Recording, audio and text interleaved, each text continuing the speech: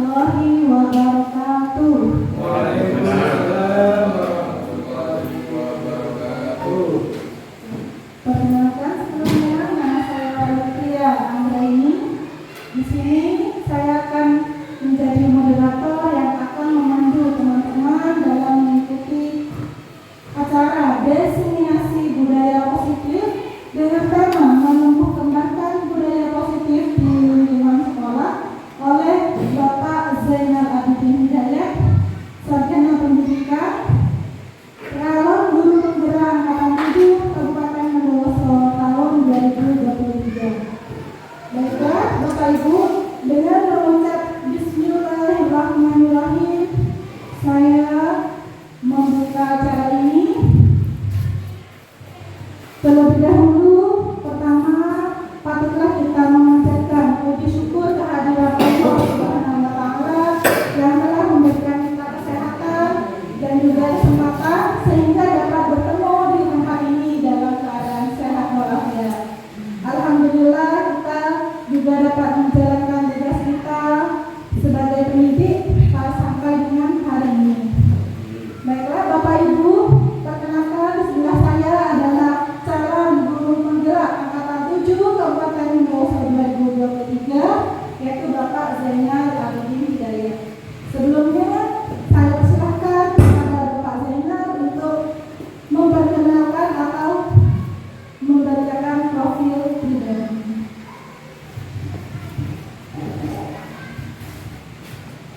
Terima kasih. Assalamualaikum warahmatullahi wabarakatuh.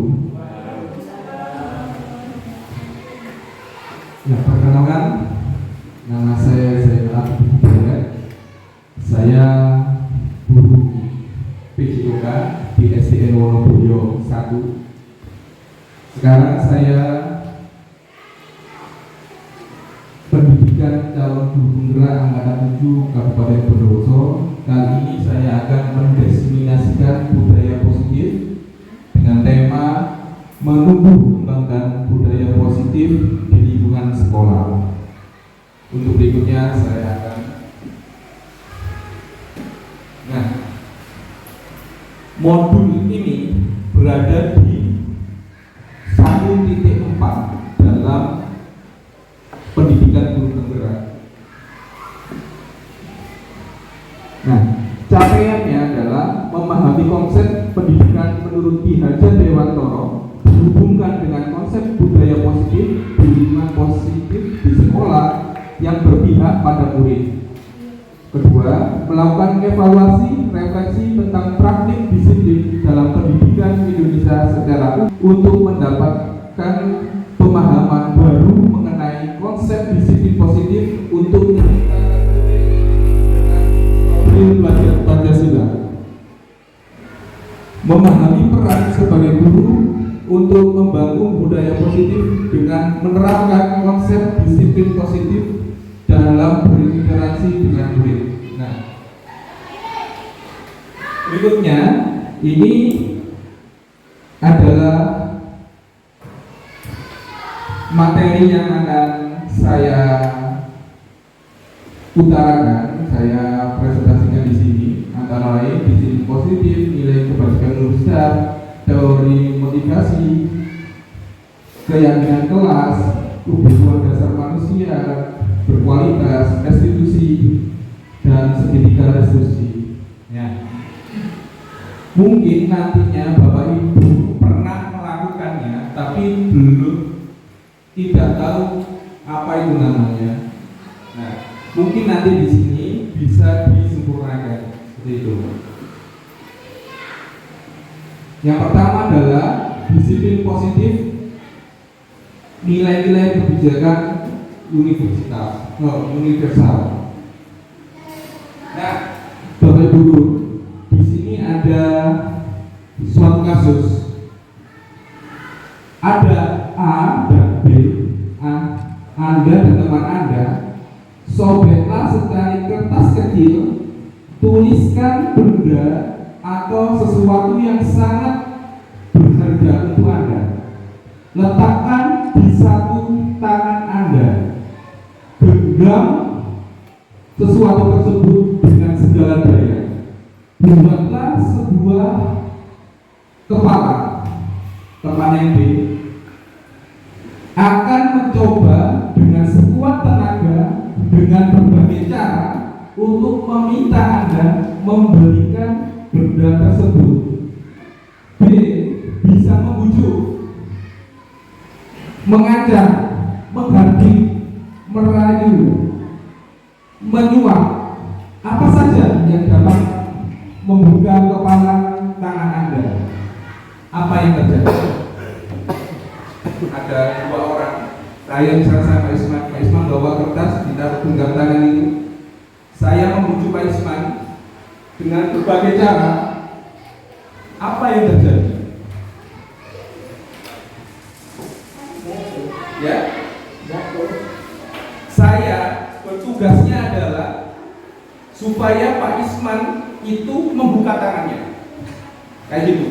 Yang kasus barusan ini, jadi ada dua orang ini, Pak Isman memegang keras gitu, sekuatnya, terus saya yang membujuk Pak Isman, seperti itu. Siapa yang sesungguhnya memegang kontrol, yang menutup kepala tangan atau yang berusaha dengan segala cara untuk membuka kepala tangan? Yang mempunyai kontrol saya atau Pak Isman? Yang mempunyai kontrol? Masa? Nah, yang mempunyai kontrol siapa di sini? Kayaknya Pak Isman yang mempunyai kontrol. Ya. Jadi dua orang ini, Pak Isman memegang keras gitu. Saya berusaha membujuk, merayu, menghardik, bahkan menyuap. Siapa yang mempunyai kontrol untuk membuka tersebut? Seperti itu kasus kali ini. Jawabannya adalah siapa? Saya atau Pak Isman? Pak Isman. Kalau Pak Isman menurut saya ya, tapi kan teman-teman Pak Isman. Jawabannya tentu kita sendiri yang memegang kontrol atas kepala tangan kita.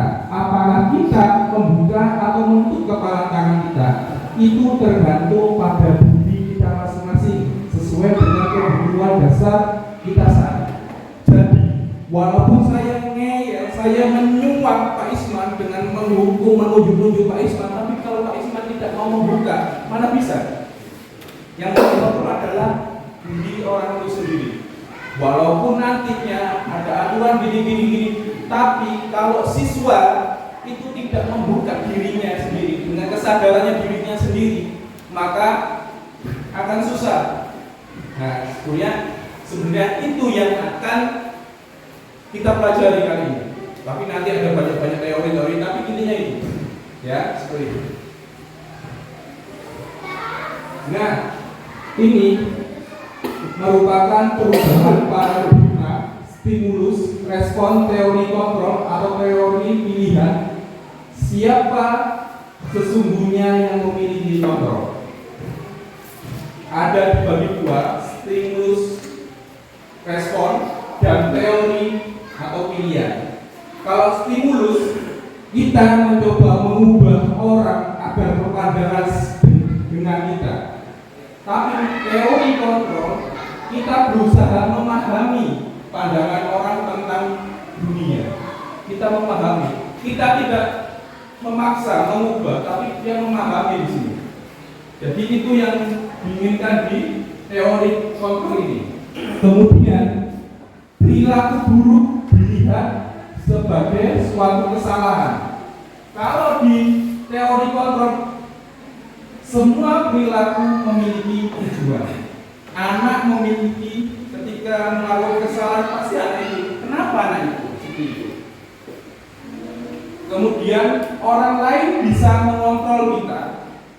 Tapi kalau di sini hanya Anda bisa mengontrol diri Anda sendiri. Jadi dirinya supaya dia sendiri, bukan orang lain yang mengontrol. Saya bisa mengontrol orang lain. Yang di sini Anda tidak bisa mengontrol orang lain. Jelas. Pemaksaan ada pada saat rujukan gagal. Nah ini kalau biasanya kalau sudah dibujuk-bujuk ini, kalau dipaksa dengan cara kekerasan, kalau apa seperti itu. Tapi kalau di sini, walaupun menciptakan pilihan-pilihan baru. Jadi nantinya siswa tersebut dikasih pilihan. Kamu kayak apa nanti? Biar siswa sendiri yang ngasih pilihan. Biar dia sendiri yang melakukannya. Kalau dari dirinya sendiri akan tergugah sendiri. Terus kemudian model berpikir mengalah, menang atau kalah. Model berpikirnya menang atau kalah di sini. Jadi kalau kan ya menang atau kalah, tapi di sini model berpikirnya menang. Begitu. Kemudian disiplin positif menurut teori kontrol atau pilihan. Di sini tadi dibagi yang tadi itu dibagi menjadi 4 kolom. Anda bisa mengontrol orang lain, hanya Anda yang bisa mengontrol diri Anda. Yang pertama ya, ini makna disiplin, belajar kontrol diri dengan menggali potensi kita agar tercapai tujuan mulia, yaitu sesuatu menjadi seseorang yang kita inginkan berdasarkan nilai-nilai yang kita hargai. Nah, ini adalah tabel untuk mengotak-otakkan yang tadi. Kemudian semua perilaku mempunyai tujuan. Ini nanti dibahas adalah teori. Semua perilaku memiliki tujuan. Mempunyai tujuan itu berdasarkan hukuman. Saya tidak melakukan ini karena pasti nanti dihukum. Terus untuk mendapatkan imbalan, anak melakukan sesuatu itu biasanya ingin imbalan, ya, untuk menghargai diri. Apakah itu untuk diri sendiri seperti itu? Terus di dalamnya adalah nilai-nilai kebijakan universitas. Nanti kita dapat keyakinan kelas. Ya, ini nanti yang dibahas di dalam materi ini adalah ini, semuanya ini. Kemudian kolom yang ketiga ini, model berpikir menang. Kolaborasi dan konsensus menciptakan pilihan baru. Nanti ini di sini adalah posisi kontrol. Guru itu sebagai penghukum. Kalau ada masalah, guru itu sebagai penghukum atau membuat rasa bersalah, atau teman, atau pemantau, atau manajer di sini. Kalau ada masalah, kemudian cara dalam ini ada caranya adalah segitiga restitusi. Yang satu menstabilkan identitas, validasi kebutuhan, menanyakan keyakinan. Kolom terakhir adalah realitas kebutuhan kita berbeda. Kita berusaha memahami pandangan orang lain tentang dunia. Setiap orang memiliki gambaran berbeda. Setiap orang itu pasti berbeda dalam bertahan hidup. Kebutuhan dasar manusia itu adalah bertahan hidup. Kemudian penguasaan. Yang ketiga kasih sayang, rasa diterima, kesenangan, kebebasan seperti itu. Di sini makna disiplin berasal dari bahasa Latin disiplina, yang artinya belajar. Maka asal dari kata ini berkonotasi dengan disiplin diri dari murid-murid Socrates dan Plato. Disiplin diri membuat orang menggali potensinya menuju sebuah tujuan apa yang dia hargai. Namun budaya kita, maka disiplin telah merubah menjadi ini biasanya.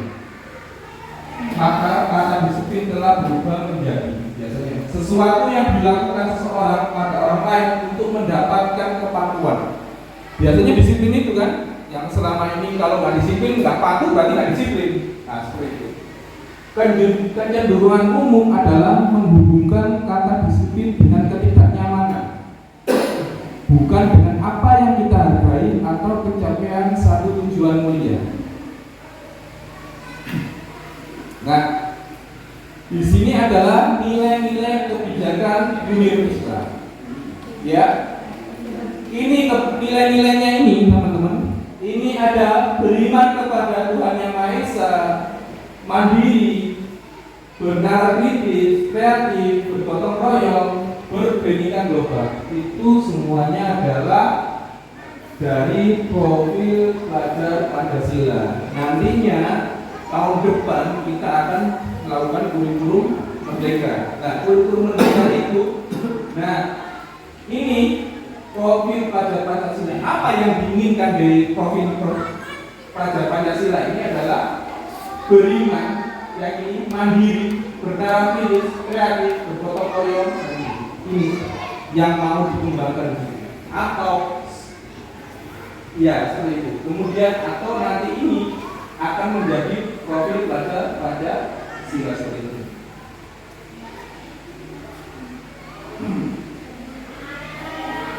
Begitu teman-teman. Jadi berikutnya adalah kita bagaimana ke siswa itu agar mandiri, bernalar kritis, kreatif, bergotong royong dan berkebinekaan global. Nilai-nilai kebijakan adalah sifat positif manusia yang merupakan tujuan mulia yang ingin dicapai setiap individu. Bersifat universal dan lintas bahasa, suku, bahasa, agama maupun latar belakang. Dengan mengaitkan nilai-nilai kebijakan yang diyakini seseorang, maka motivasi intrinsiknya akan terbangun sehingga menggerakkan motivasi dari dalam untuk dapat mencapai tujuan mulia yang diinginkan. Kemudian adalah 2.2 teori motivasi, hukuman dan penghargaan restitusi. Nanti di sini ada teorinya bagaimana hukuman atau penghargaan, kemudian restitusi. Ya.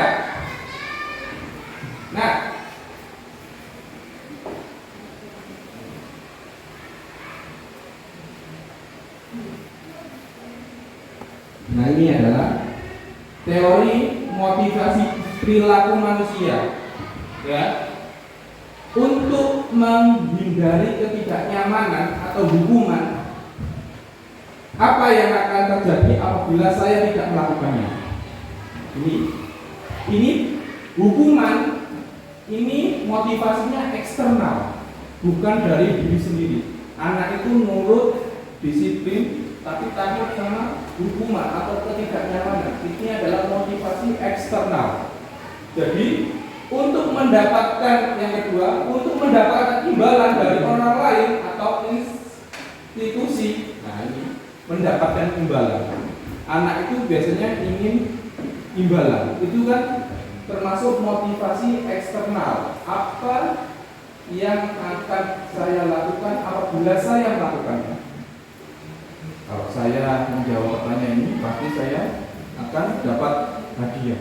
Kayak kemarin ada Pak Tentara ini, dia kan dikasih itu anak-anak dikasih uang untuk berani maju, itu termasuk mendapatkan imbalan. Seperti itu. Nah, untuk menghargai diri sendiri. Nah, ini saya akan menjadi orang yang seperti apa yang saya melakukannya. Bila saya melakukan, saya akan menjadi orang yang seperti apa bila saya melakukannya. Jadi dia sadar dengan dirinya sendiri. Ini termasuk motivasi internal, tujuan disiplin positif ini nantinya. Jadi supaya anak-anak ini sadar dengan apa yang dilakukannya. Tidak takut dihukum, tapi dia sadar dengan yang dilakukannya. Nah, kemudian ini merdeka. Menurut Ki Hajar Dewantara, merdeka itu artinya tidak hanya terlepas dari perintah, akan tetapi juga bercakap buat memerintah dirinya sendiri. Menurut Ki Hajar Dewantara.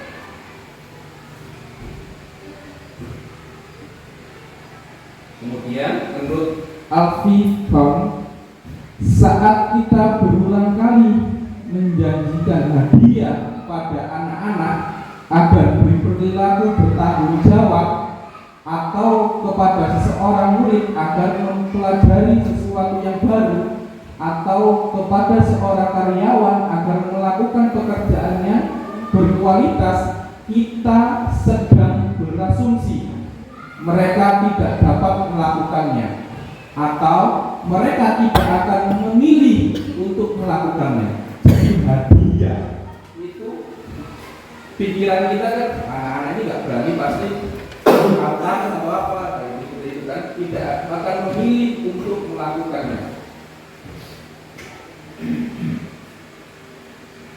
Jadi di sini kita dihukum atau penghargaan. Dihukum oleh penghargaan. Kok bisa? Penghargaan itu adalah hukuman. Seperti itu. Yang selama ini kita kan diberi penghargaan itu kan untuk motivasi, ternyata itu adalah hukuman. Dihukum, ya, bahwa penghargaan berlaku sama dengan hukuman, dalam arti meminta atau membujuk seseorang melakukan sesuatu untuk memenuhi suatu tujuan tertentu dari yang meminta atau membujuk. Dorongannya eksternal adalah ada faktor ketergantungannya. Ini adalah dampak dari pemberian penghargaan. Dampaknya ini. Dampaknya penghargaan itu mempunyai dampak seperti ini. Pengaruhnya jangka pendek dan jangka panjang.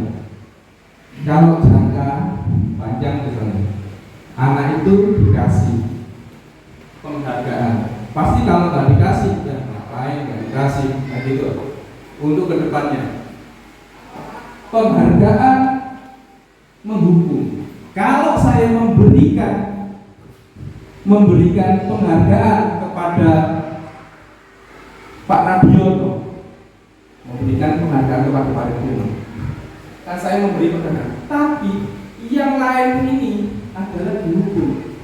Saya merasa tidak bisa melakukannya. Yang lain ini adalah penghargaan menghukum.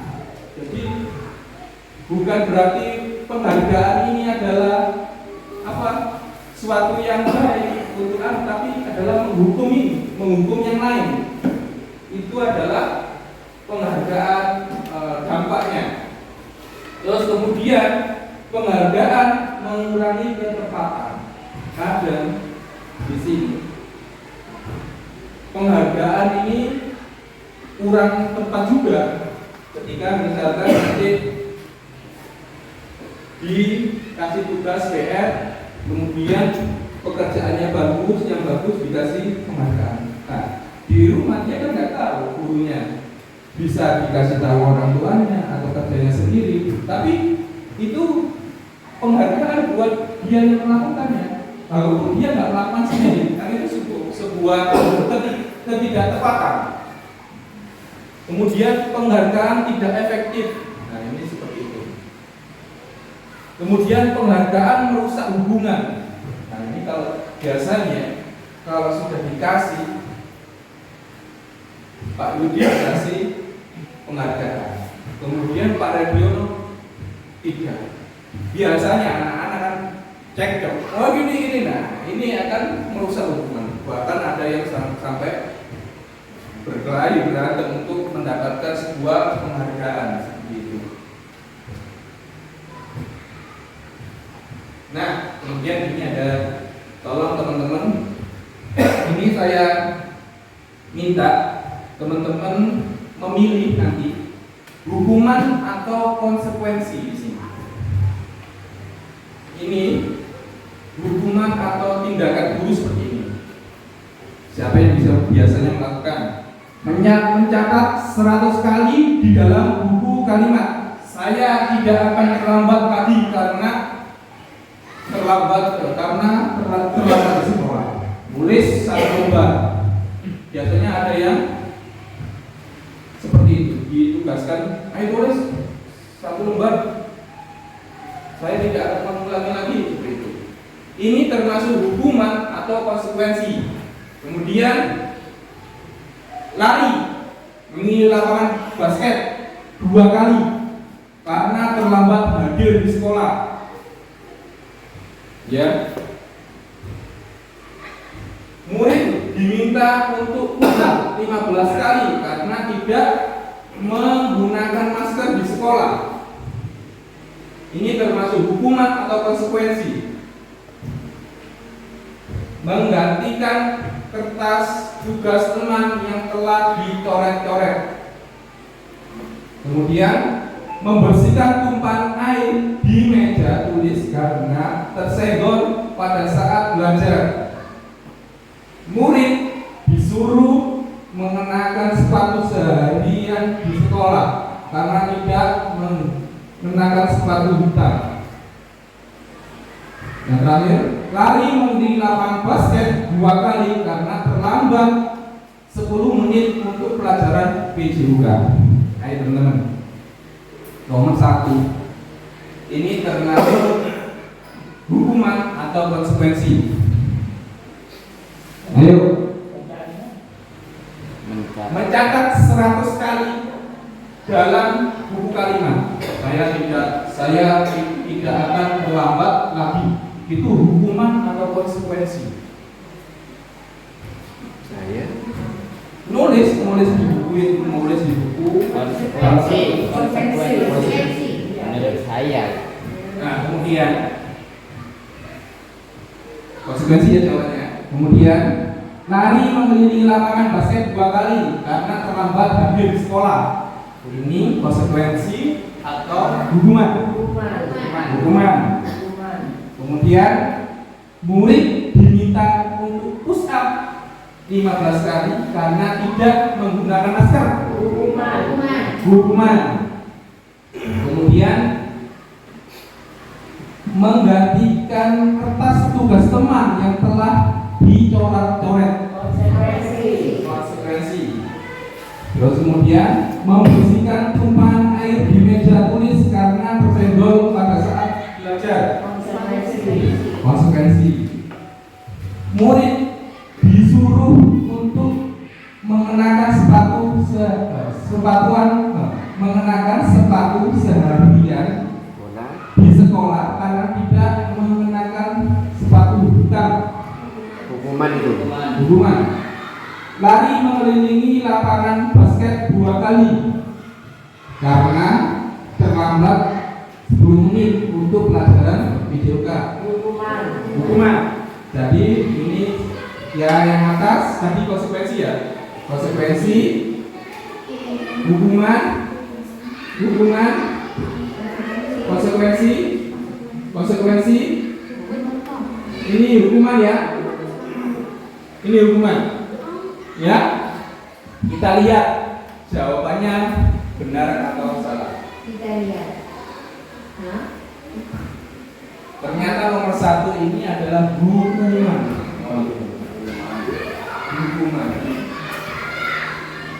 Konsekuensi ini adalah yang ini. Menggantikan kertas tugas teman ini telah dicoret-coret, ini konsekuensinya. Membersihkan tumpahan air di meja tulis, ini konsekuensinya. Kemudian lari mengelilingi lapangan basket 2 kali karena terlambat, ini konsekuensi. Nah, ini kenapa kok lari ini sama lari ini kok berbeda? Iya kan? Sama-sama lari mengelilingi lapangan bola basket 2 kali, sama lari mengelilingi lapangan bola basket 2 kali. Kita lihat sebabnya. Ini karena dia terlambat hadir di sekolah. Yang ini terlambat 10 menit untuk pelajaran PJUK. Ya kan? Karena pelajaran PJUK lari mengelilingi lapangan adalah konsekuensinya seperti itu, sesuai sama pelajaran. Tapi kalau ini hadir di sekolah, mungkin dia nggak pakai baju olahraga, lantaran enggak akan berbeda orangnya, ya kan? Kemudian menggantikan kertas tugas teman ini, dia kan konsekuensi, dia telah melakukan, ada konsekuensi yang digantikan. Nah itu nggak ada dihukum. Ini juga yang ini mencatat 100 kali, saya tidak akan terlambat, karena ini adalah hukuman teman-teman, bukan konsekuensi. Jadi anak itu dihukum, bukan konsekuensinya itu. Gitu. Ada yang bisa menyimpulkan berarti? Betul ya? Menyimpulkan dari apa hukuman, apa konsekuensi? Kalau hukuman, menurut saya pemahamannya hukuman itu memberatkan untuk murid. Sedangkan kalau konsekuensi mungkin akan menimbulkan kesadaran atau perasaan bersalah atas apa yang sudah dilakukannya. Contohnya menggantikan kertas tugas teman yang telah dicoret-coret. Oh, saya sudah mencoret-coret tugas teman saya, berarti saya wajib mengganti karena saya sudah membuat rusak kertas tugas tersebut. Kemudian yang kedua yang tadi sama-sama lari, antara lari karena terlambat hadir di sekolah, kemudian lari karena terlambat 10 menit untuk pelajaran olahraga. Nah, kalau terlambat hadir di sekolah, berarti kan sangat terlambat, seolah tidak ada niat untuk datang tepat waktu. Tapi kalau hanya terlambat 10 menit untuk pelajaran olahraga, mungkin karena dia sudah hadir di sekolah, mungkin karena ada sesuatu yang menyebabkan dia terlambat 10 menit. Itu. Ada lagi teman-teman yang mau menambahkan? Pak Radiono? Sama? Iya. Berikutnya restitusi. Ada yang pernah mendengar restitusi? Pernah mendengar? Oh, kalau nggak pernah mendengar, berarti ada kesalahan di telinganya. Kan pernah mendengar restitusi? Namanya pernah. Siapa yang pernah? Siapa yang pernah mendengar? Pernah. Iya, restitusi yang pernah mendengar? Pernah kan? Apa sih restitusi itu teman-teman? Ini yang biasa kita lakukan, tapi tidak tahu apa itu restitusi.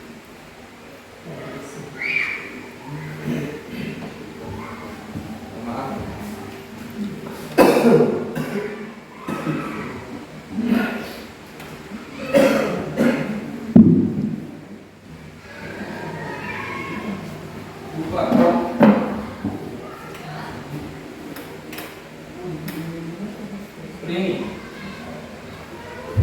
Restitusi adalah proses menciptakan kondisi bagi murid untuk memperbaiki kesalahan mereka, sehingga mereka bisa kembali ke kelompok mereka dengan karakter yang lebih kuat.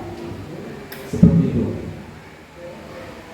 Restitusi juga merupakan proses kolaboratif yang menggambarkan murid untuk mencari solusi untuk masalah mereka, untuk membantu murid berpikir tentang orang seperti apa yang mereka inginkan menjadi tujuan mulia, dan bagaimana mereka harus melakukan orang lain, memperlakukan orang lain.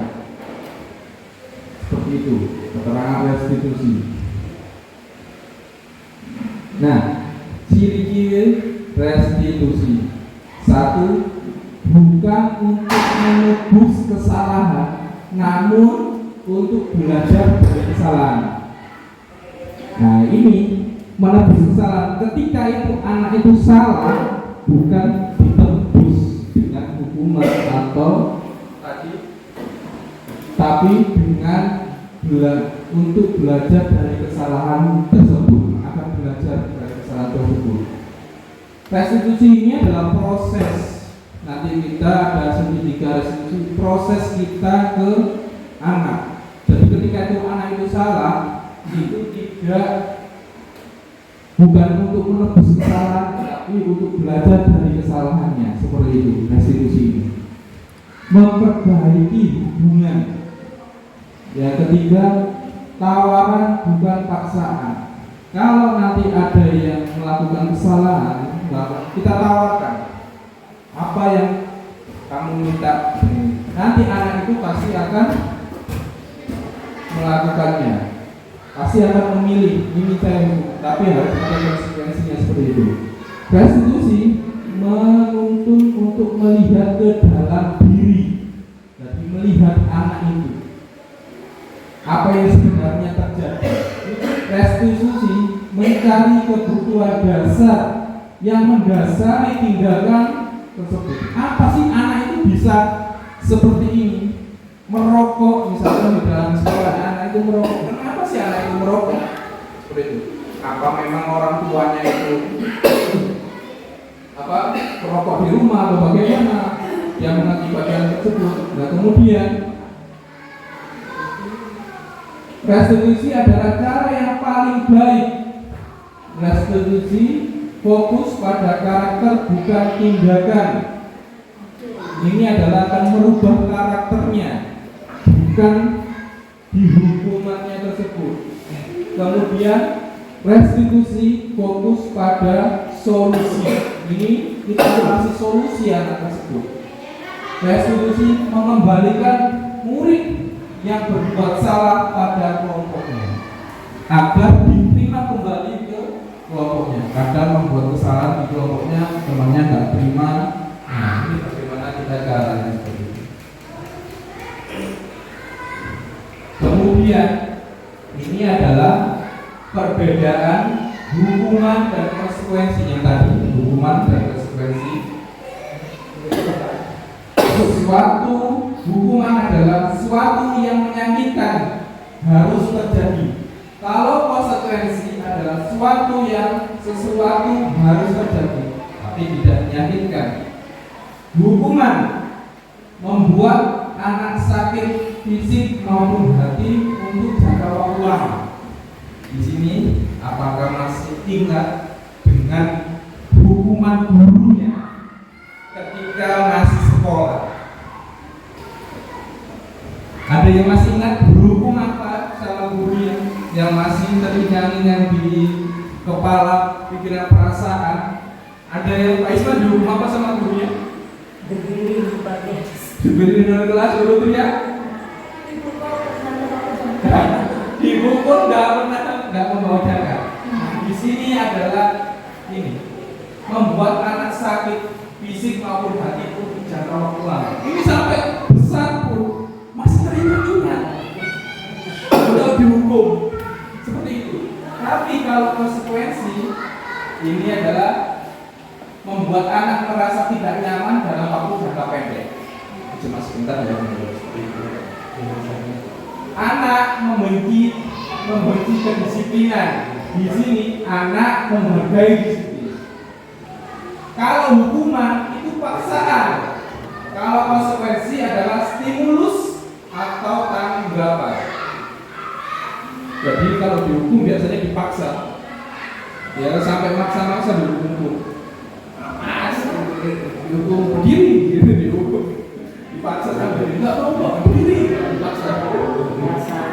Mendorong anak menyakiti diri sendiri, mendorong anak agar mudah menyesuaikan diri.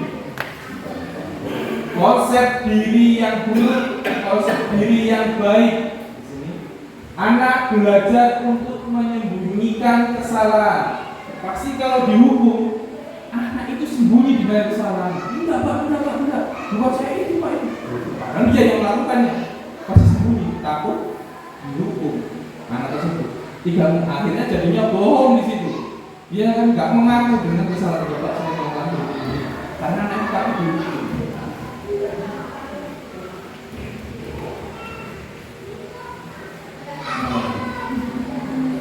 Nah, anak belajar mematuhi peraturan. Marah, rasa bersalah, dipermalukan pasti ini rasanya kalau sudah dihukum marah, merasa bersalah, dipermalukan. Itu enggak, ini ada yang sampai berhenti sekolah karena kehilangan hak, dibuat tidak nyaman, diasingkan untuk sementara. Ada waktunya di sini. Ini ada waktunya kalau konsekuensi. Nah, restitusi di sini perbedaannya adalah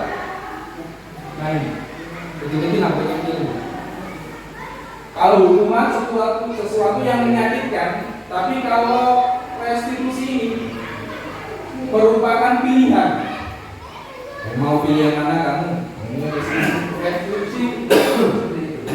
Terus kita pilih lagi adalah kata-kata ya. Kalau kata-katanya gini, peraturannya apa? Kamu harus apa? Tapi kalau konsekuensi, apa peraturannya? Mampukah kamu melakukannya? Terima kasih. Kalau restitusi adalah apa yang kamu yakini, apa yang bisa kamu lakukan untuk memperbaiki masalah ini di siswa tersebut akan apa ya? Dari dirinya sendiri seperti itu. Kalau restitusi ini. Kalau kata-kata lagi, awas kalau dilakukan lagi ya, nanti awas kamu. Itu biasanya kalau menghukum. Kata-kata menghukum itu biasanya gitu. Tapi kalau konsekuensi, lakukan apa yang saya katakan. Lakukan apa yang saya katakan. Terus kemudian restitusi. Apakah hal yang sesungguhnya yang ingin kamu lakukan? Siswa tersebut suruh memilih sendiri apa yang akan dilakukannya. Nah, ini kemudian mendorong menyalakan diri, mendorong kepatuhan, mendorong disiplin positif. Seperti itu. Kalau di sini adalah nantinya jadinya negatif, hukuman, konsekuensi netral, ini menjadi positif anak tersebut. Seperti itu. Ini lagi, ya, murid atau anak belajar menyembunyikan kesalahan. Kalau dihukum tadi kesalahan, murid akan belajar taat peraturan. Kalau sudah kena restitusi. Kemudian murid anak belajar memecahkan masalah. Dari sini memecahkan masalah. Terus kemudian mencoba mengontrol anak dengan penguatan negatif. Mencoba mengontrol anak dengan penguatan positif. Anak paham bahwa dirinya sendirinya pegang kendali kontrol. Ini yang diinginkan sebenarnya. Jadi anak itu sadar dengan diri sendiri.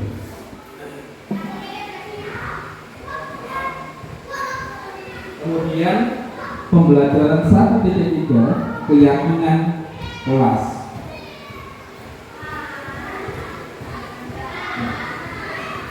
Mengapa tidak peraturan saja? Mengapa harus keyakinan kelas? Mengapa kita memiliki peraturan harus menggunakan helm bila mengendarai kendaraan roda 2? Mengapa kita memiliki peraturan 3M? Menggunakan masker, mencuci tangan, dan menjaga jarak 1 meter. Mengapa kita memiliki peraturan harus datang tepat waktu pada saat mengikuti pelatihan?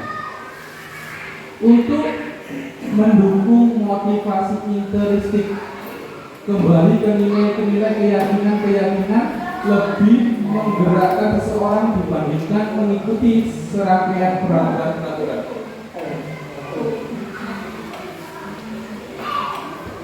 Nah, ini adalah peraturan kelas, perbedaannya.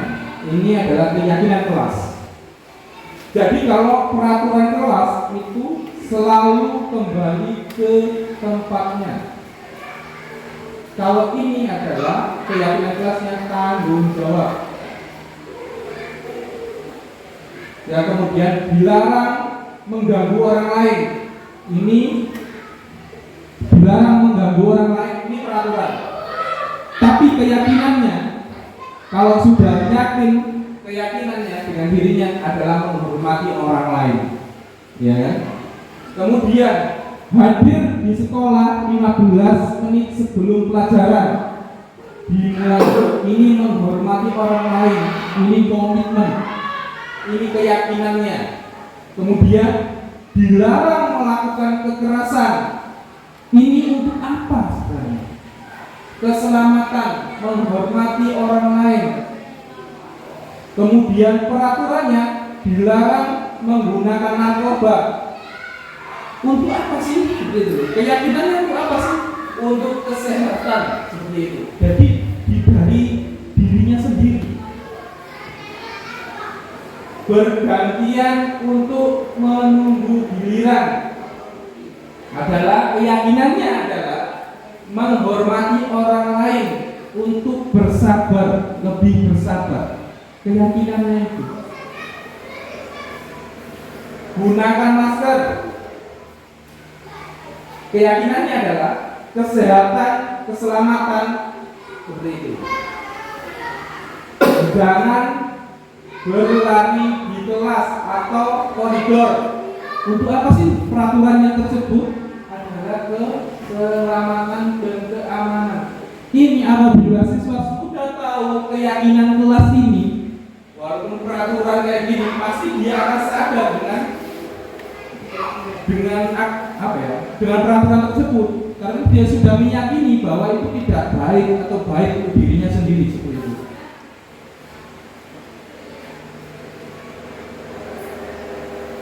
Nah, ini adalah ada suatu pertanyaan, mana yang merupakan keyakinan kelas dan mengapa? Ada yang bisa membantu? Bu India? Yang sebelah kanan ini keyakinan atau apa tadi? Peraturan atau keyakinan di sini. Sama-sama kesepakatan kelas. Yang kanan ini apa? Yang kiri apa?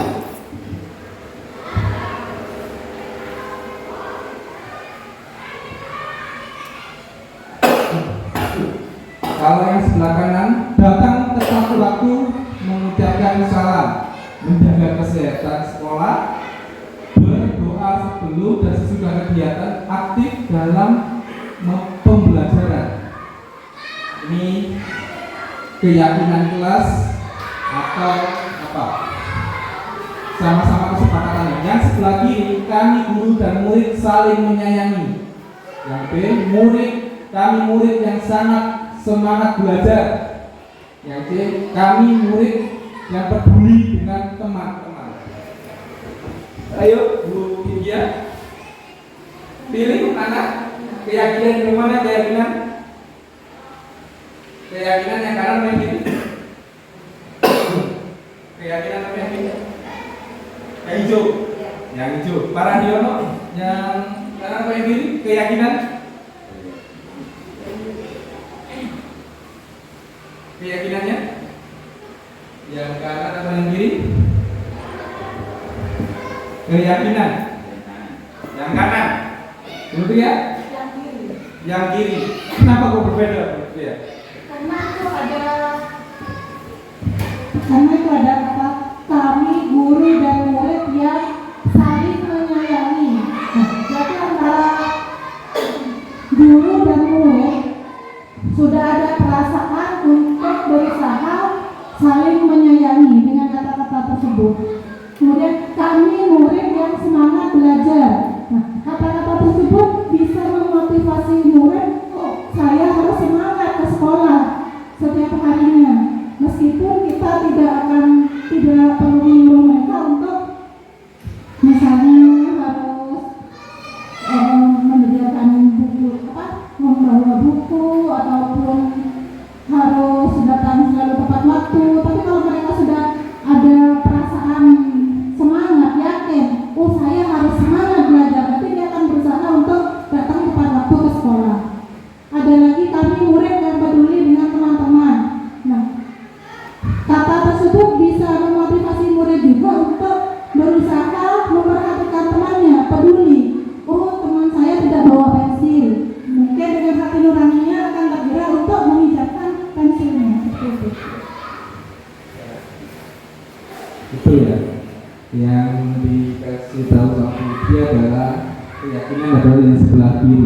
ini tanggung jawab, menghormati orang lain, dan sebagainya. Kalau ini adalah dilarang, bergantian. Kalau ini sudah untuknya kesehatan. Efeknya itu apa di sini? Kemudian ini adalah skemanya. Peraturan itu di tengah-tengah. Kemudian keyakinan. Ya, peraturan itu bisa berjalan kalau keyakinan kelas itu ada. Ya kan? Peraturannya gini, tapi keyakinan kelasnya tadi, yang ini tadi, yang seperti ini, tidak ada. Peraturan ini tidak ada apa-apanya kan? Kemudian semuanya itu bisa berjalan kalau ada lingkungan yang positif. Kemudian dari lingkungan positif ini akan menciptakan budaya positif di semuanya. Mulai dari warga sekolah akan semuanya akan positif itu. Nah, ini adalah tujuan yang budaya positif ini. Peraturan, keyakinan kelas, lingkungan positif sangat berpengaruh. Kemudian adalah 1.4 kebutuhan dasar manusia dan dunia berkualitas. Seperti itu. Nah, ini kebutuhan manusia itu adalah bertahan hidup. Ini skemanya. Ya. Kebutuhan hidup, ada kesenangan, penguasaan, kasih sayang, dan rasa diterima, kebebasan. Ini adalah kebutuhan dasar manusia. Ada tersebut. Nah, seperti ini.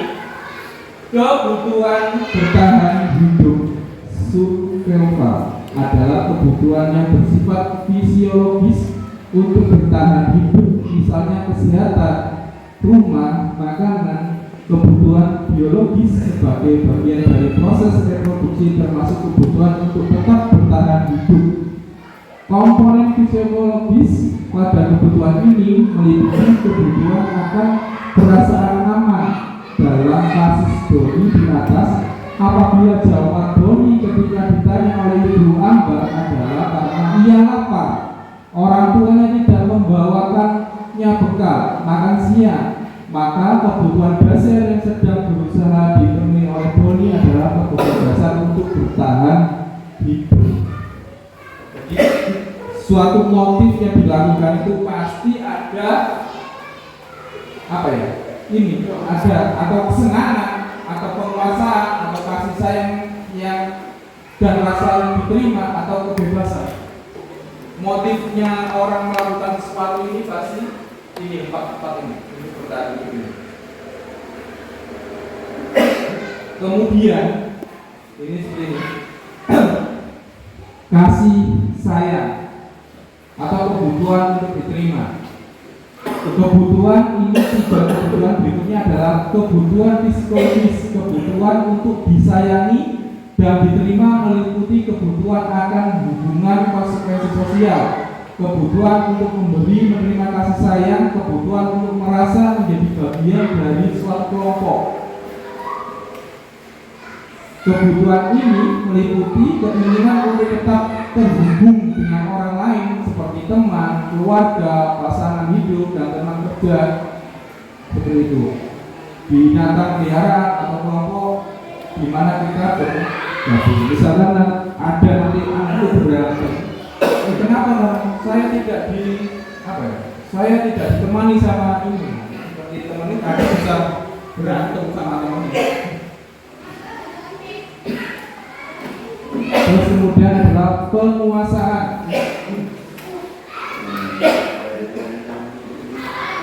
Penguasaan ini kebutuhan dengan kekuatan untuk mencapai sesuatu, menjadi komponen, menjadi terampil, diakui atas prestasi keterampilan kita, didengarkan dengan memiliki rasa harga diri. Kebutuhan ini memiliki keinginan untuk beradab, berharga, bisa membuat perbedaan, bisa membuat perbedaan komitmen, dihormati.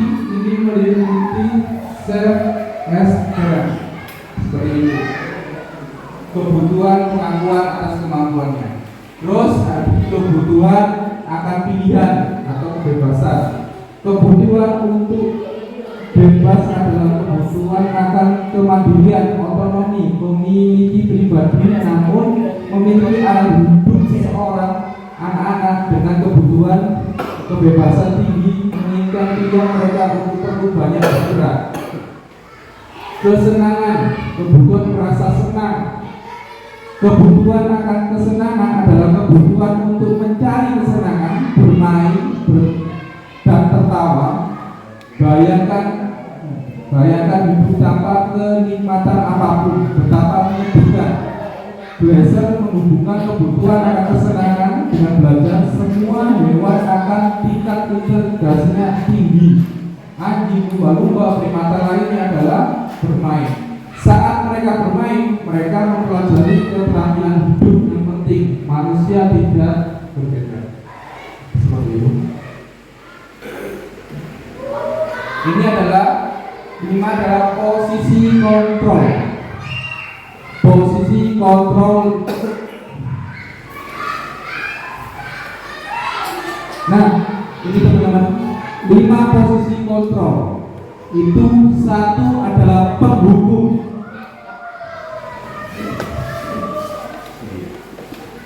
Penghukum, ayo, siapa yang biasanya seperti ini? Nada suaranya tinggi, bahasa kubu, mata melotot, jari menunjuk-nunjuk, menghabis. Ini kalau kata terlambat lagi, pasti terlambat lagi. Selalu datang terlambat. Kapan bisa datang tepat waktu? Keyakinan kepada diri Anda. Bagaimana perasaan murid bila guru berbicara seperti itu pada saat murid datang terlambat? Hasilnya, kemungkinan murid marah dan mendendam atau bersifat agresif bila jadi sesudah kembali duduk. Murid tersebut akan mencoret-coret bukunya atau meja tulisnya.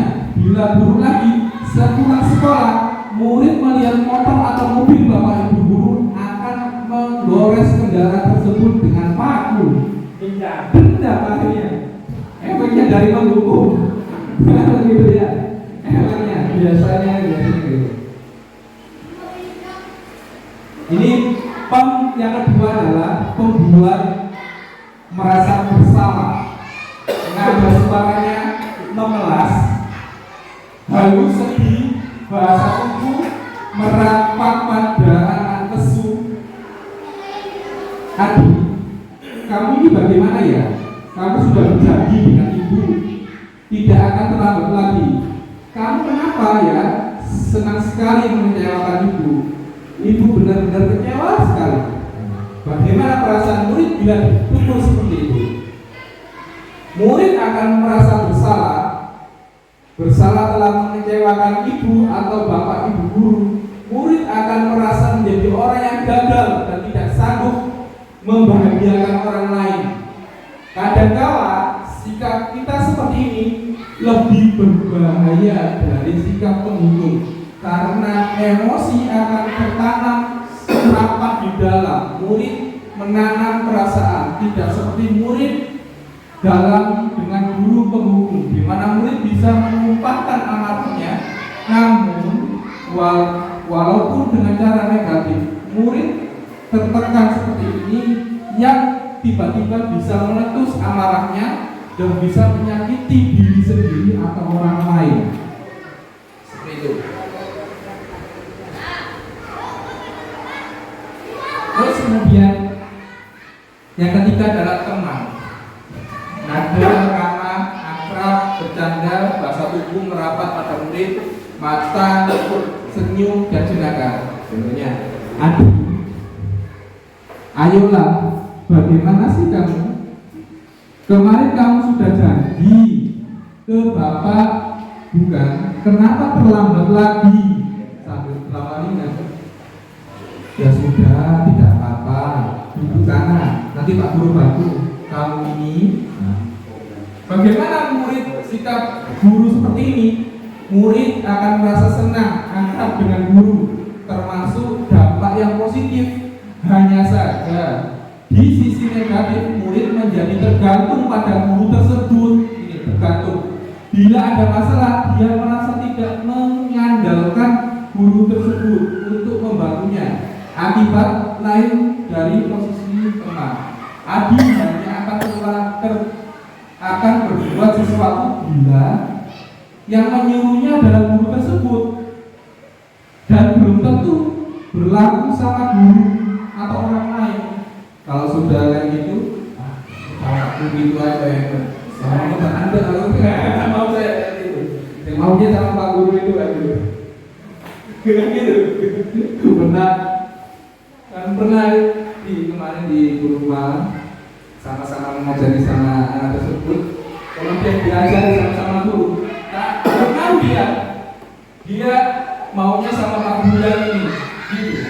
Karena mungkin sudah dianggap sama kayak teman, begitu. Tapi ada sisi positif, ada negatifnya ini. Hanya sisi negatif menjadi tergantung pada guru tersebut. Kalau sama guru diajari sama guru yang lain, gak mau. Seperti itu. Ini pernah terjadi. Pernah terjadi. Itu karena ada pernah dimarahi. Nah, iya kan. Siswa itu senang. Tapi itu negatifnya tergantung pada guru yang sama guru nggak mau. Pemantau. Nah, nada suara datar, bahasa tubuhnya formal. Adi, tahukah kamu jam berapa kita mulai? Tahukah? Kamu terlambat 15 menit. Apa kamu sudah mengerti konsekuensi yang harus dilakukan bila terlambat? Paham, Pak. Saya harus punya kelas pada jam istirahat. Nanti mengerjakan tugas ketinggalan saya. Ya benar. Nanti pada saat jam istirahat kamu harus punya kelas untuk menyelesaikan tugas yang tertinggal tadi. Saya tunggu. Bagaimana perasaan murid seperti itu? Murid memahami konsekuensi yang harus dijalani karena telah melanggar salah satu peraturan sekolah. Guru tidak menunjukkan suatu emosi berlebih menjadi marah atau membuat rasa bersalah. Murid tetap berbuat tidak nyaman dengan harus tinggal kelas pada waktu jam istirahat mengerjakan tugas. Guru tetap harus memantau murid pada saat mengerjakan tugas di jam istirahat karena murid tidak bisa tinggal seorang diri. Dia dirawat atas kesalahan terhadap konsekuensinya. Iya seperti itu. Kalau nemu guru jadi pemantau, ini harus jadi pemantau seperti ini. Tapi kalau guru yang penghukum tadi bisa dendam, nggak efeknya nggak akan seperti ini, seperti itu. Nah, kemudian ada manajer. Suaranya tulus, bahasa tubuh tidak kaku, mendekati ke murid. Nah ini, Adi, apa kamu mengetahui jam berapa sekolah dimulai? Tahu Pak, jam 7. Ya, jadi kamu terlambat. Kira-kira bagaimana kamu akan memperbaiki masalah ini? Saya bisa menanyakan teman saya Pak untuk mengerjakan tugas yang tertinggal. Baik, itu bisa dilakukan. Apakah besok akan ada masalah untuk kamu agar bisa hadir tepat waktu ke sekolah? Tidak Pak, saya bisa hadir tepat waktu. Baik, saya hargai usahamu untuk memperbaiki diri. Bagaimana perasaan murid diperlakukan seperti itu? Pada posisi manajer, maka suatu guru sebaiknya tulus, tidak perlu marah, tidak perlu meninggikan suara, apalagi menunjuk-nunjuk jari ke murid, berkaca pinggang atau bersikap seolah-olah menyesal lebih sekali perbuatan murid ataupun bersandar gurau, menempatkan diri sebagai murid. Ini fokus pada murid, ya. Nah, seperti ini adalah kolom-kolomnya.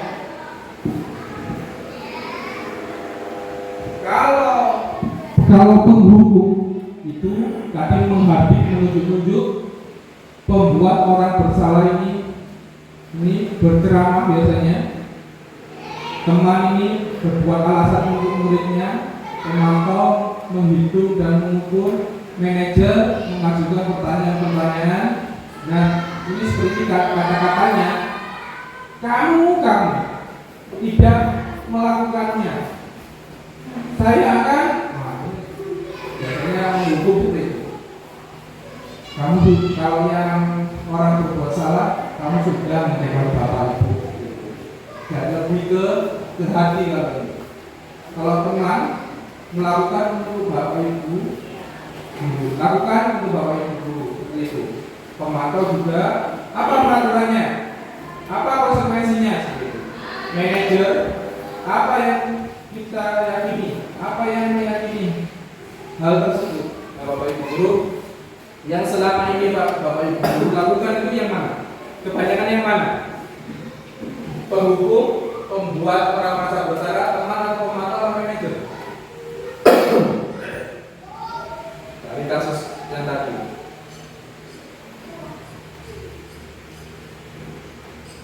Kebanyakan menghukum atau merasa teman atau pemantau, seperti itu.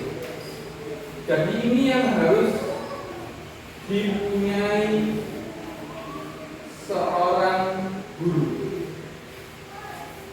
Dan ini biasanya kita lakukan tanpa kita sadari.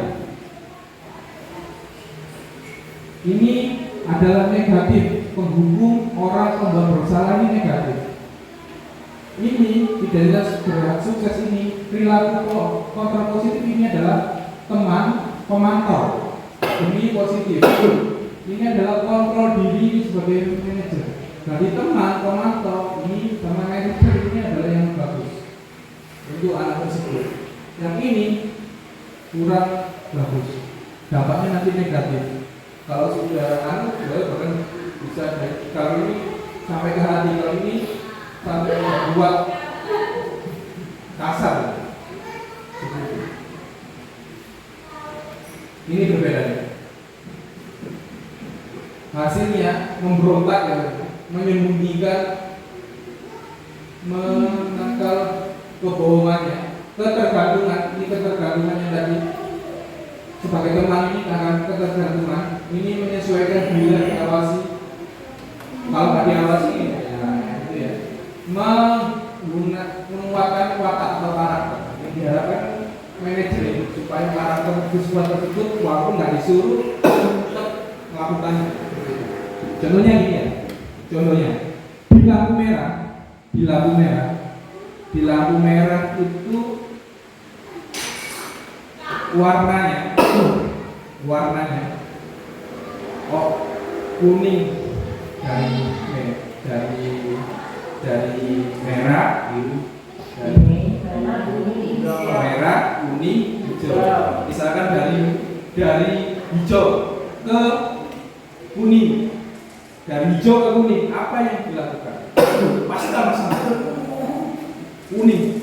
Padahal itu artinya ulang-ulang. Terus ketika di lampu merah, lihat-lihat nggak ada Pak Polisi, itu tanpa kalau karakternya tidak diperbaiki, kan nggak ada yang ngawasi. Karakternya sendiri nggak pasti dia akan lanjut di lampu merah tersebut.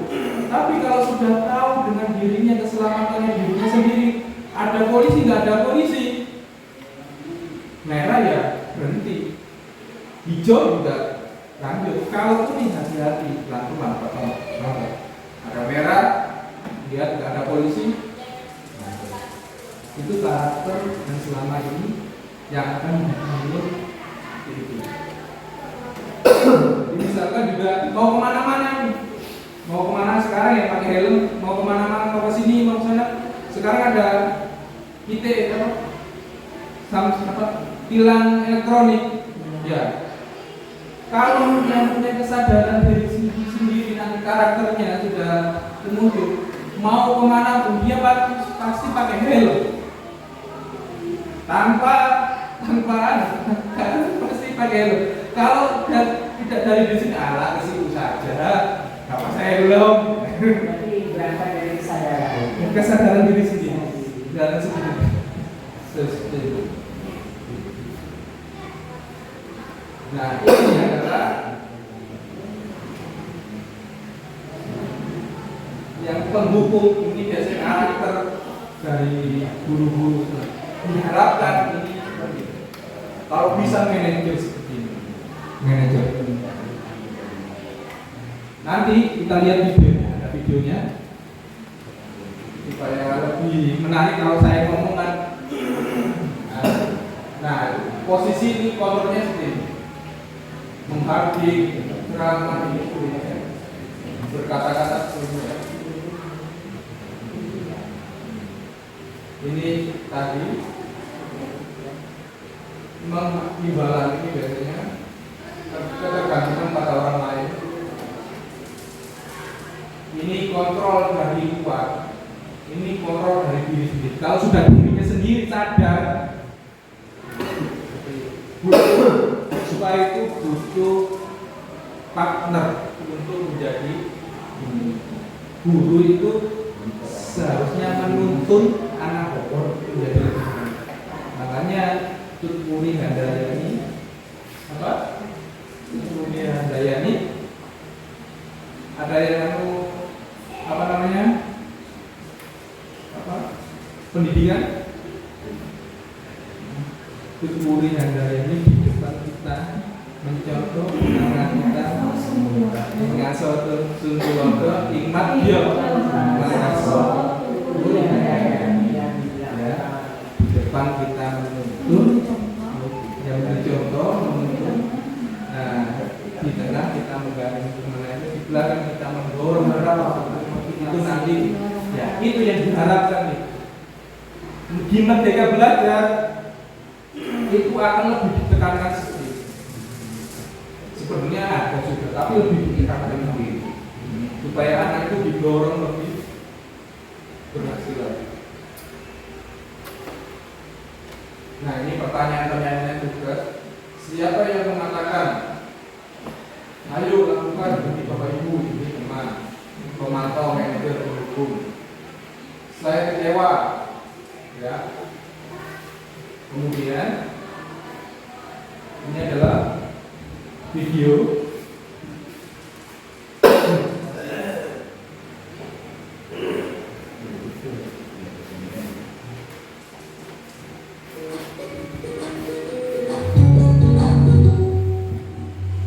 Salam bahagia Ibu dan Bapak Guru hebat. Dalam penerapan disiplin positif restitusi, salah satu program yang dikembangkan adalah 5 posisi kontrol. 5 posisi kontrol dalam restitusi adalah proses perjalanan seorang pendidik agar dapat mengenali dirinya. Pada video kali ini, kita akan membahas tentang 5 posisi kontrol yang dikembangkan oleh Diane Gosser dan contoh penerapannya.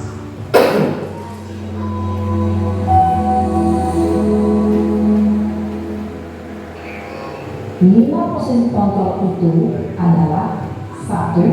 Posisi penghukum, 2. Posisi pembuat merasa bersalah, 3. Posisi teman, 4. Posisi pemantau atau monitor, dan 5. Posisi manajer.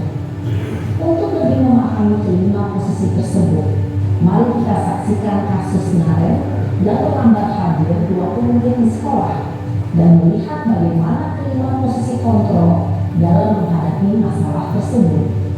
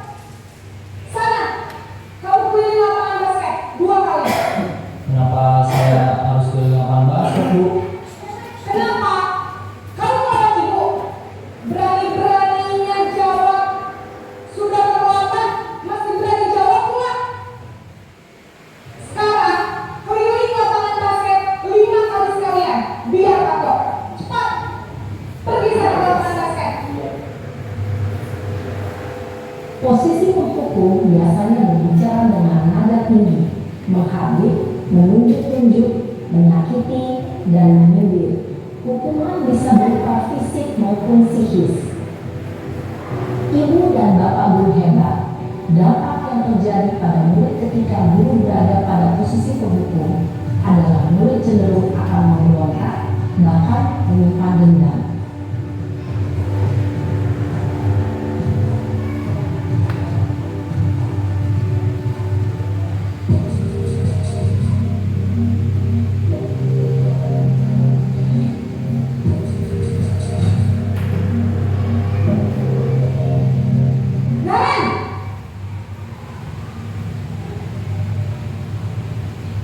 Selamat pagi, Bu.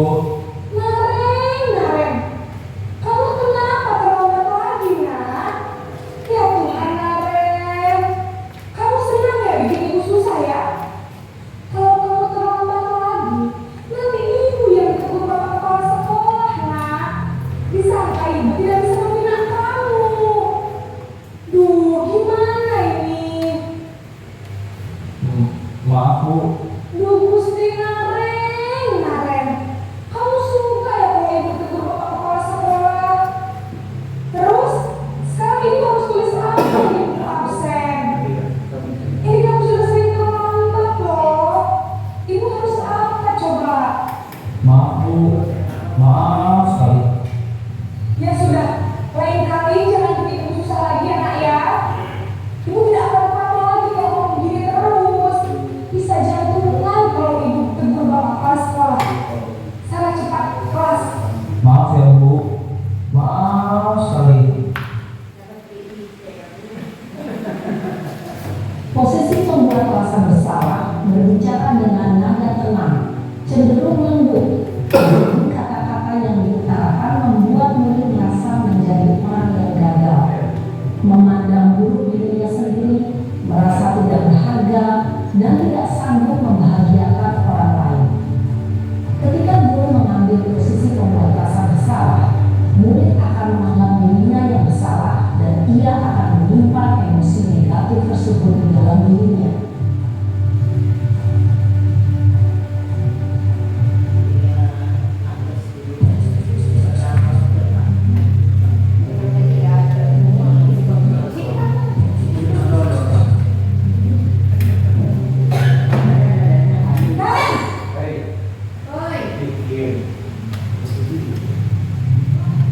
Selamat pagi.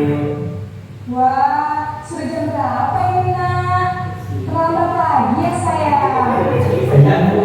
Tadi ibu saya lupa bawakan saya, Bu. Kamu malah menyalahkan ibu kamu. Kamu bukannya anak yang larinya paling kencang. Kok terlambat sih? Iya, Bu. Saya memang terlambat banget tadi. Jadi biarpun saya lari kencang, tetap nggak ketemu ya, Bu. Ya sudah sana.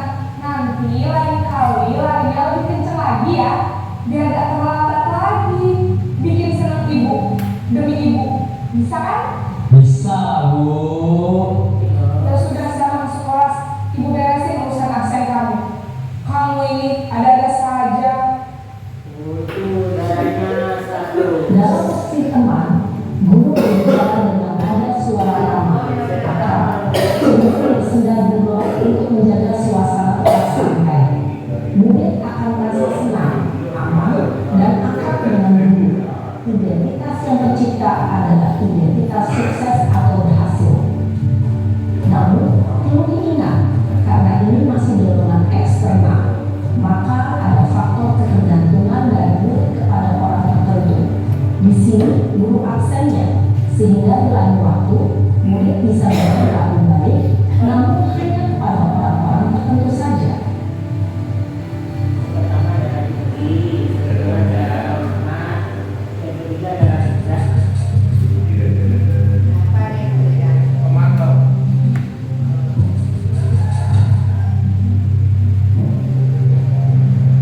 Naren!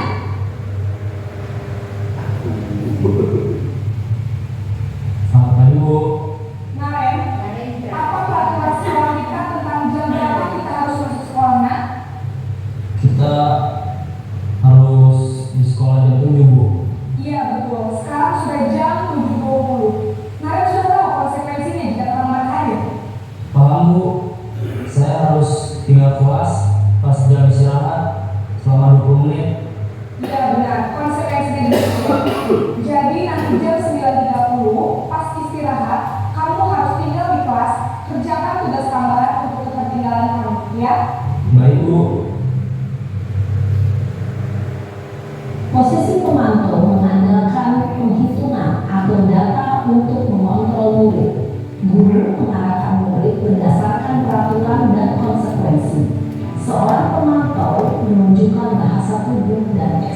wajah yang datar dan cenderung formal.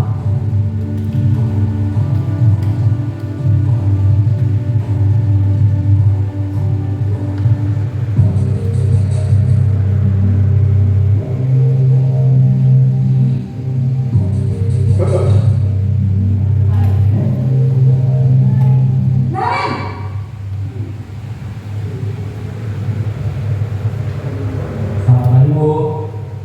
Selamat pagi Naren. Maaf Bu, saya terlambat.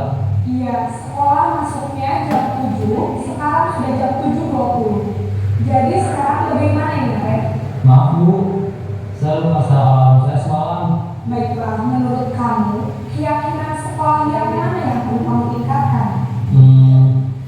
Menghargai diri sendiri dan orang lain mungkin ya Bu. Setuju. Jadi, apakah Naren meyakini prinsip saling menghormati tersebut? Iya Bu, saya meyakininya. Apakah Naren bersedia memperbaiki masalah keterlambatan ini? Bersedia Bu. Bagaimana kamu akan memperbaiki masalah keterlambatan ini? Saya akan coba untuk tidak lupa menyetel alarm saya Bu. Baik, kalau Naren lupa menyetel alarm di rumah, ada orang yang kira-kira bisa bantu mengingatkan tidak? Ada Bu, kakak saya, Kak Emma. Ada lagi selain Kak Emma? Selain Kak Emma, ada ibu saya. Baik, jadi yang mengingatkan Naren adalah Kak Emma dan ibu kamu ya? Kira-kira akan mulai set alarm kapan nih Naren? Setelah pulang sekolah, akan segera saya lakukan. Baik, jadi Naren akan setel alarm untuk bangun besok pagi dan akan diingatkan oleh kakak dan ibu dan Naren ya. Ada lagi yang mungkin perlu dilakukan Naren agar tidak terlambat bangun lagi. Tidak ada Bu. Baik Naren, terima kasih untuk kerjasama kamu. Sekarang kamu perlu kembali ke kelas untuk belajar. Baik Bu, terima kasih. Ini termasuk restitusi ya Pak? Posisi manajer adalah posisi kontrol yang disarankan untuk membimbing murid memiliki sikap disiplin yang positif, yaitu murid yang mandiri, bertanggung jawab, dan dapat memecahkan masalah. Tujuan dari posisi ini adalah agar murid dapat berefleksi atas tindakannya. Guru akan dengan tulus memberikan pertanyaan-pertanyaan bermakna, sehingga membuat murid dapat belajar dari kesalahannya dan mencari sebuah solusi untuk menyelesaikannya. Ibu dan bapak guru hebat, setelah mengamati adegan kelima posisi kontrol tadi, kira-kira posisi mana yang paling ideal? Posisi mana yang dapat menunjang interaksi Restitusi yang kelima saya. posisi ideal yang ingin dituju setiap pendidik. Pada posisi inilah, guru dapat menerapkan disiplin positif yang berpihak pada murid, yang memerdekakan murid. Perjalanan seorang pendidik tentunya tidak mudah untuk sampai pada posisi seorang manajer. Namun, tujuan kita pasti, yaitu menciptakan murid-murid yang mandiri, merdeka, dan bertanggung jawab. Semoga penggambaran 5 posisi kontrol yang telah diperlihatkan ini dapat menjadi ajang refleksi bagi kita semua, agar dapat terus mengasah dan menerapkan disiplin positif yang memerdekakan murid. Mari terus berlatih dan bersemangat. Selamat menerapkan. Salam dan bahagia, Ibu dan Bapak Guru hebat.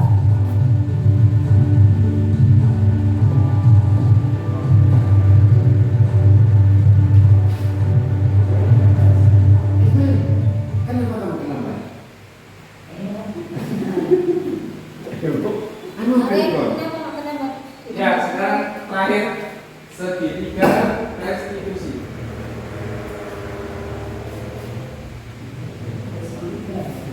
Ya, segitiga restitusi ini adalah ada validasi kebutuhan, menstabilkan identitas, menanyakan keyakinan. Ini harus ada dalam sebuah diskusi dalam tatap muka sama siswa ketika ada masalah tadi. Nah ini nilai menanyakan keyakinan, nilai-nilai apa yang telah disepakati. Kamu ingin menjadi seperti apa? menstabilkan identitas adalah setiap orang pasti pernah melakukan kesalahan. Kamu bukan satu-satunya yang pernah melakukan ini. Terus ada cara yang lebih efektif untuk menyatakan kamu butuhkan. Ini validasi kebutuhan. Kamu tentunya punya alasan kenapa melakukan ini. Di situ, ini harus ditanyakan ke siswa tersebut. Ketika ada masalah, tiga institusi ini yang kebutuhannya apa, keyakinannya apa, nanti menstabilkan identitas. Validasi menstabilkan identitas, terus keyakinan apa. Seperti ini. Nilai apa yang telah disepakati. Ini kan biasanya, ayo apa yang disepakati. Oh ya, jadi kayak tadi setelah sepakat menstabilkan ini. Kamu bukan satu-satunya yang pernah melakukan ini kan. Pak Guru juga pernah melakukan ini supaya siswa itu enggak semakin tertekan di situ. Itu. Terus setiap orang pernah melakukan kesalahan, termasuk supaya siswa tersebut enggak merasa dipojokkan dengan kesalahan tersebut seperti itu. Kamu tentunya punya alasan mengapa melakukan ini. Setiap orang melakukan sesuatu punya alasan. Apa itu tadi terlambat atau apa, punya alasan. Ini harus dilakukan ketika ada kasus tersebut. Ini ada teksnya seperti ini. Nah, kita lihat videonya aja. Kalau lihat teks kan ya.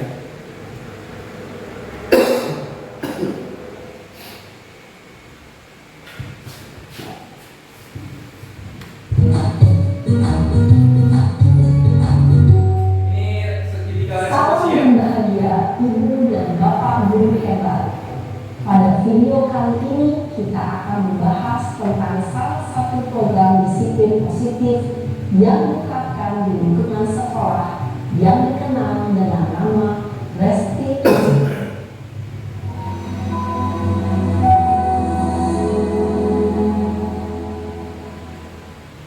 Restitusi dikembangkan oleh pakar pendidikan gaya dosen berlandaskan pada teori kontrol berkomunikasi.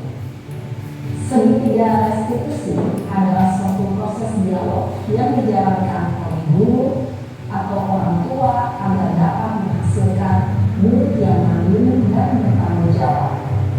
Pada saat guru di posisi manajer, aspek yang dikembangkan pada murid adalah motivasi intrinsik, sehingga penanaman nilai-nilai kebaikan dapat tumbuh dan berkembang menjadi suatu kebiasaan positif yang akhirnya membentuk karakter murid. Proses dialog ini terdiri dari 3 langkah yang digambarkan pada ketiga sisi pada segitiga restitusi. Sisi pertama adalah menstabilkan identitas. Sisi yang kedua adalah validasi tindakan yang salah. Dan sisi yang ketiga adalah menanyakan keyakinan. Ibu dan bapak guru, berikut ini akan ditunjukkan bagaimana seorang guru yang berada dalam posisi manajer menggunakan penerapan segitiga restitusi.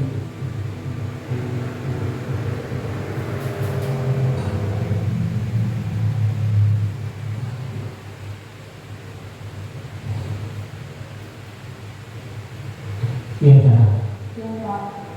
Sudah lama nggak ketemu sana? Kenapa hari ini di sini? Kesel Pak, kesel banget. Masa aku dikatain pembina Pak? Ya aku marah Pak. Aku dari TK di depan kelas. Kesel banget. Oh begitu. Ya pasti kamu marah dan kesal. Bapak juga akan marah apabila ada yang menuduh Bapak seperti itu. Kemudian pada saat itu Bapak melakukan apa? Ya saya harus mengatai TK lah Pak. Kesel banget. Saya betah-betah dia depan teman-teman lain. Oh begitu. Pasti kamu melakukan seperti itu karena suatu alasan tertentu kan? Iya lah, saya diam saja Pak. Ya saya bela diri lah. Masa saya dituduh Pak fitnah? Ya wajarlah. Mempertahankan harga diri itu sesuatu yang penting buat kamu. Untung kamu tidak lebih gegabah lagi. Hanya yang bentak-bentak. Iya Pak. Untung saya masih bersabar dan hanya meminta saja. Sudah gemes Pak, saya pasti bela-belain loh. Ya pasti ya. Tapi kamu memilih untuk tetap bertahan dan bersabar. Kamu memilih untuk tidak berbuat lebih parah lagi kan? Iya. Nah, sekarang coba kita lihat lagi tindakan kamu yang minta kita di kelas. Tindakan kamu itu kira-kira sesuai dengan keyakinan kelas atau prinsip kamu tidak? Enggak lah Pak, capek Pak jadi kemarin. Jadi keyakinan atau prinsip mana yang perlu sesuai dengan keinginan kamu? Ya, saya sebenarnya sangat menghargai orang lain. Mungkin saat itu saya menjadi emosi, jadi tidak menginginkan sikap itu. Kamu meyakini tidak? Menghargai orang lain itu penting buat kamu. Yakinlah Pak. Iya, setuju. Kita harus saling menghargai. Namun ada juga keyakinan yang kita sepakati yang perlu kita jalankan apabila kita sedang marah, kan? Ya, saya bisa lebih proaktif, mulai dengan diri sendiri. Saya bisa jadi lebih bersabar, mengambil kebijakan berpikir kalau apa saja. Kira-kira kamu bersedia memperbaiki masalah ini tidak? Sedia Pak. Kalau kamu memperbaiki masalah ini, kamu akan menjadi orang seperti apa? Saya akan menjadi orang yang bertanggung jawab kali ya Pak. Dan senantiasa proaktif. Iya, menurut kamu bagaimana rasanya menjadi orang seperti itu? Ya nyaman lah, bangga bisa bersabar dan tahan diri. Baiklah kalau begitu. Yuk kita pikirkan bagaimana memperbaiki masalah ini.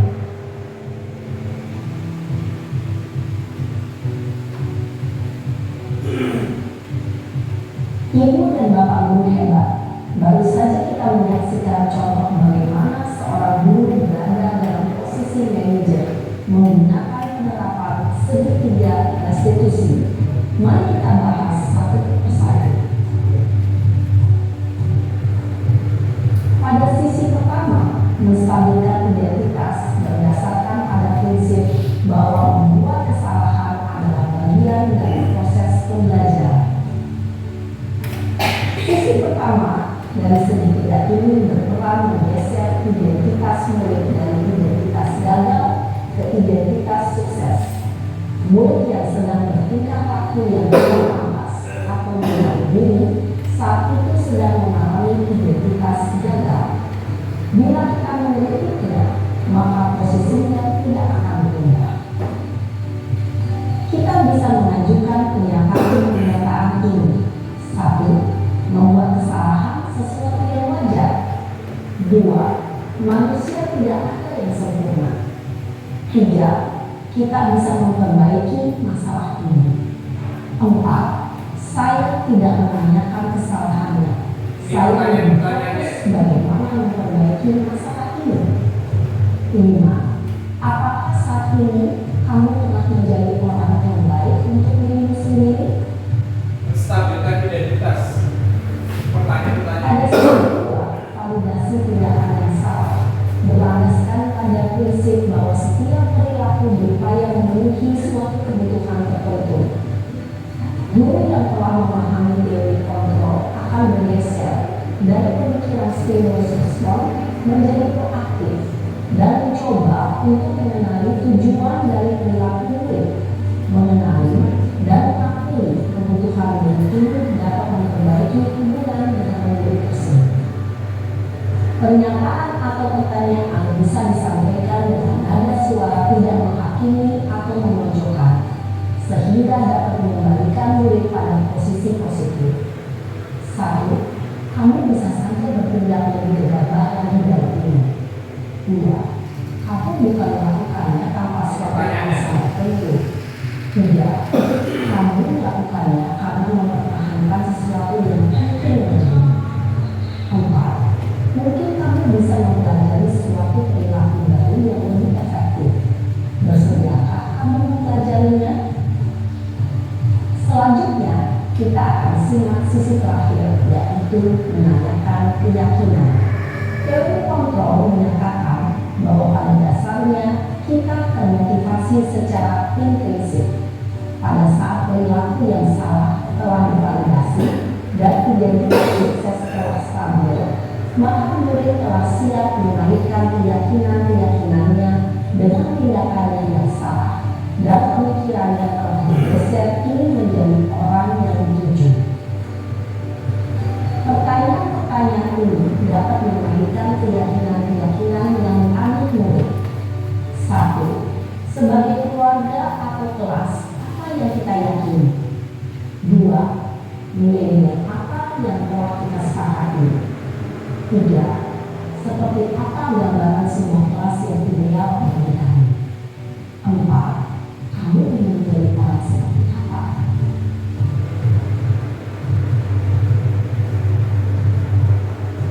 Dalam menerapkan segitiga restitusi, perlu diperhatikan beberapa hal, yaitu 1. Perilaku yang salah perlu dikaitkan dengan nilai-nilai atau keyakinan-keyakinan yang telah disepakati atau diuji. 2. Kesediaan orang yang melakukan kesalahan untuk memperbaiki masalah. 3. Pemecahan masalah sebisa mungkin relevan atau memiliki hubungan dengan masalah yang ada. 4. Usaha perlu adanya suatu usaha perbaikan dari pihak yang berbuat kesalahan. 5. Waktu perlu didedikasikan waktu dari pihak yang berbuat kesalahan. Tanyakan kapan akan mulai melakukan usaha untuk memperbaiki masalah.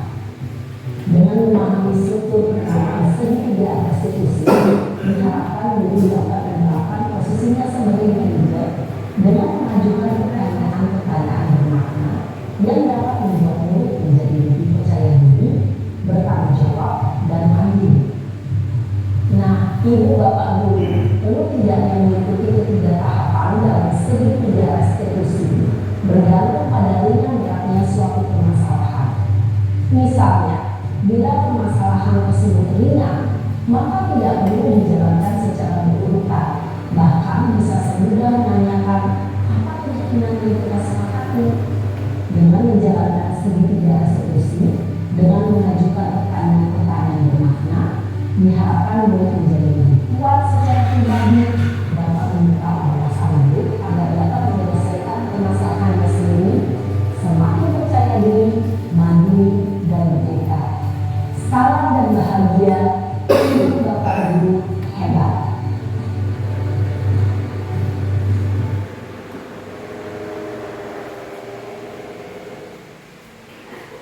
Nah, seperti itu tadi.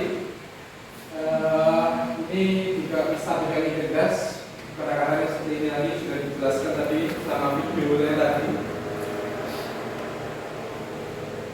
Ini validasi kebutuhan antara lain pertanyaannya seperti ini. Jadi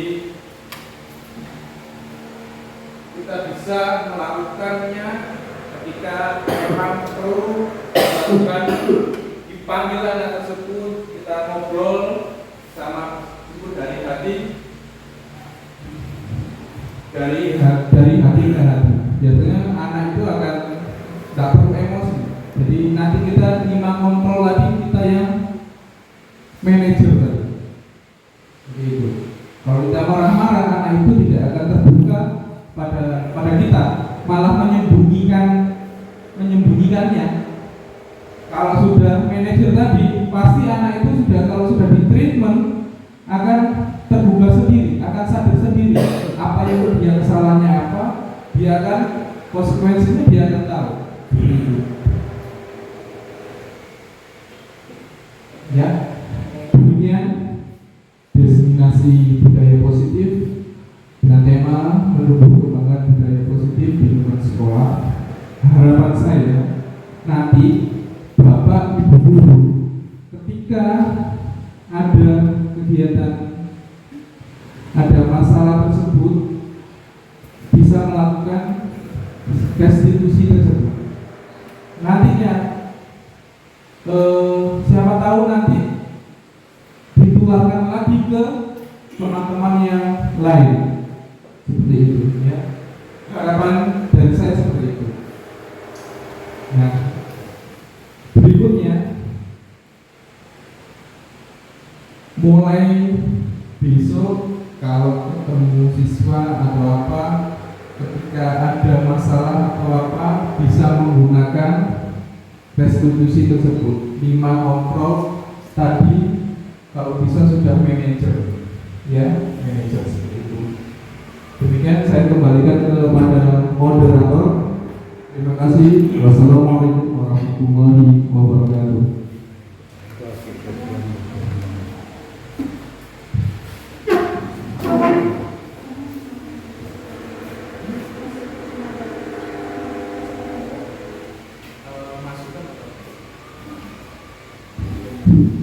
Baiklah, terima kasih. Terima kasih kepada Bapak Zainal Arifin Hidayat yang sudah memberikan ilmu yang sangat bermanfaat untuk kita semua, guru-guru SDN Wonoboyo 1. Semoga dengan ilmu dan apa yang telah disampaikan oleh Bapak Zainal bisa kita terapkan di sekolah ini dan bisa menumbuhkan budaya positif di sekolah kita ini. Baiklah, teman-teman, saya membuka sesi untuk memberikan saran atau masukan kepada Pak Zainal tentang apa yang sudah dilakukannya hari ini. Mungkin di antara Bapak Ibu ada yang ingin memberikan saran atau masukan. Silakan, Pak Isman mungkin, Bu Sri,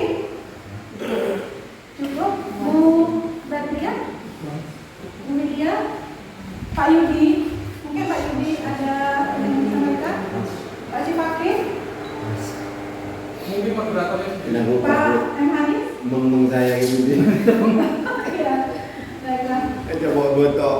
Ya, menurut saya apa yang sudah dilakukan Pak Zainal ini adalah sesuatu yang memberikan, selain memberikan ilmu, tentu juga bisa menginspirasi kita semua untuk ternyata apa yang sudah kita lakukan selama ini termasuk kategori yang seperti ini, apa yang nantinya bisa kita lakukan untuk memperbaiki hal tersebut seperti itu. Sarannya semoga ilmu-ilmu yang Pak Zainal dapatkan dari kegiatan guru penggerak bisa ditularkan kepada kami semua di sini sehingga kami pun memiliki pemahaman dan bisa menjadi apa yang sudah menjadi motivasi di guru penggerak, yaitu bergerak, tergerak, dan menggerak.